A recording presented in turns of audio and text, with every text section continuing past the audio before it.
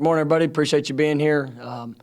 You're definitely good to be back, even though all of you are still on Zoom. I'm actually getting to be here in person, so it was good to get back out on the field. Obviously Tuesday practice, introduction to Jacksonville State. Also continued emphasis on developing and continue to build upon our fundamentals and just the discipline and the details of what it takes to put ourselves in the best position to be successful, and continuing to work away at that. I thought we got some solid work. It was good. We actually got a little weather that came through, so it was good to get to practice in the elements and to prepare for if that moment shows up. We've had a couple lightning delays already this year, so now we're just waiting for a little rainstorm coming. So we got that work done today. I thought the guys, there's a definite push to improve, and we're going to continue to work on that. Guys are competing. Guys are they understand that what's at stake within the opportunity, and continue to focus just to get better every day. First question will be Ira Schofel from War Chant.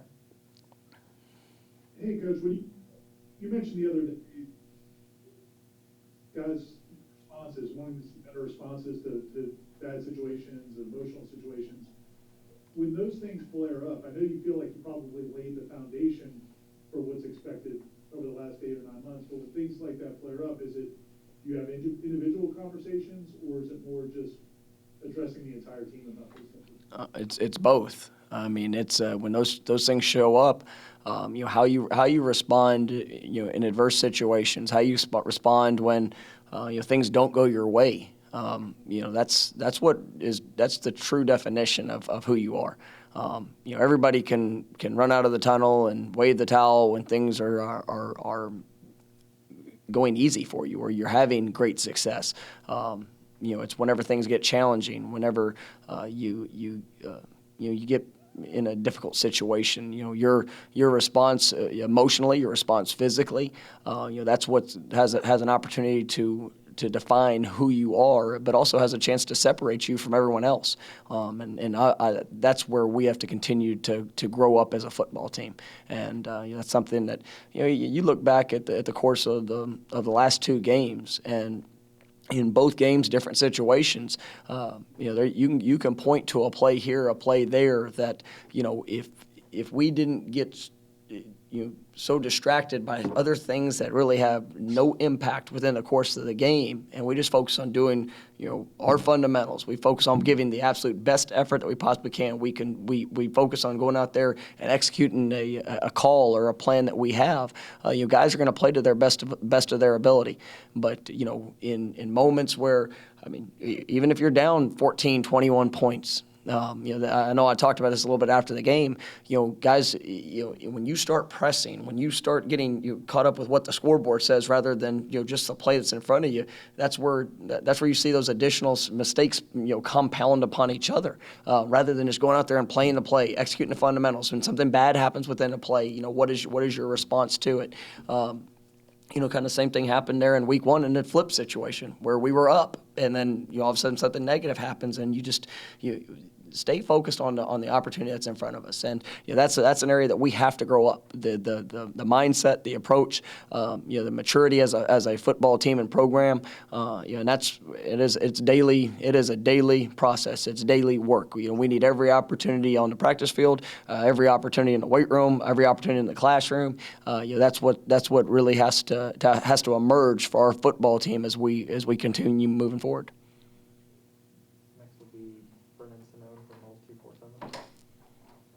Am I kind of following up on that when you're looking for that growth, can you see that at times during the course of a week, or does it really have to be in game to really test and see that guys are growing and learning? Well, you get an opportunity to see it every day. That's, as a coaching staff, our job is to help prepare guys for what game day will be.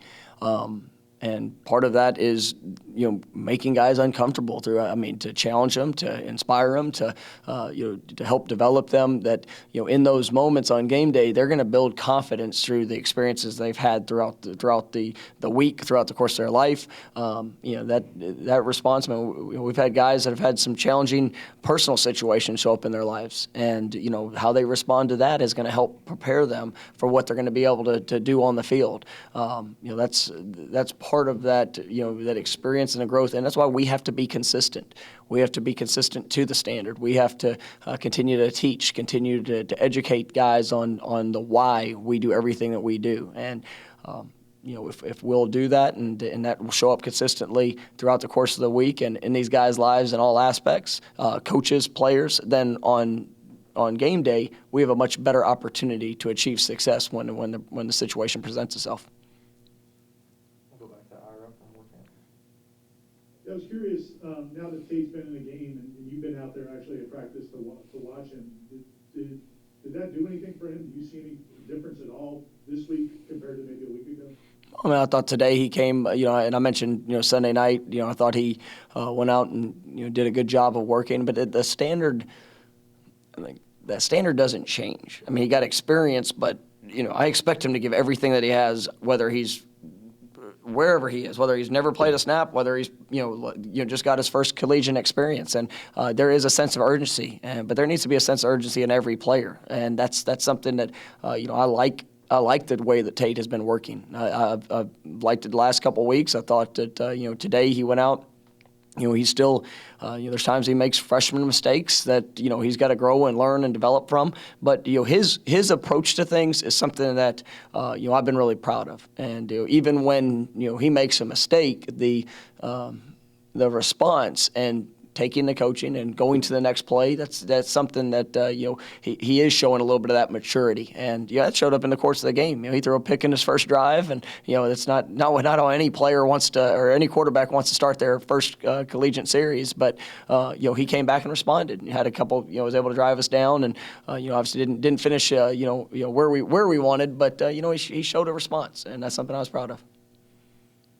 Next will be Perry from Tomahawk Nation.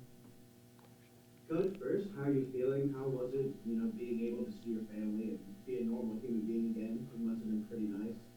And then second, this is probably a dumb question, but on the depth chart this week, there was a tailback position, I believe, just TD it. Could you kind of explain why that's separate from running back? Well, we utilize multiple. First of all, I'm feeling fine, and it was definitely great. I think probably the happiest person was my wife and daughter to actually be able to hug them and be around them, and so that was it was great to be able to do that. And coming in the building this morning, obviously, definitely a joy to be back. And looking at the depth chart, and just so you guys. I know that there's a lot put to depth charts. This sheet of paper right here, I mean, I get to do that on Sunday night or Monday morning, and come Friday night, Saturday morning, that's whenever it'll be established. And so if you want to, however much you want to read into that, great. But that's every week's a competition. Every week is continuing to for guys to grow, and I think with the work of what Lawrence has done, Jay Sean, LaDamian from week one, Deontay Sheffield. I mean, those guys are continuing to emerge, but we might come out and we might be in 4 wides. We might come out, we might be in 12 personnel. I mean, who knows how that's going to be according to the game plan and who performs best and puts us in the best position to win come game day.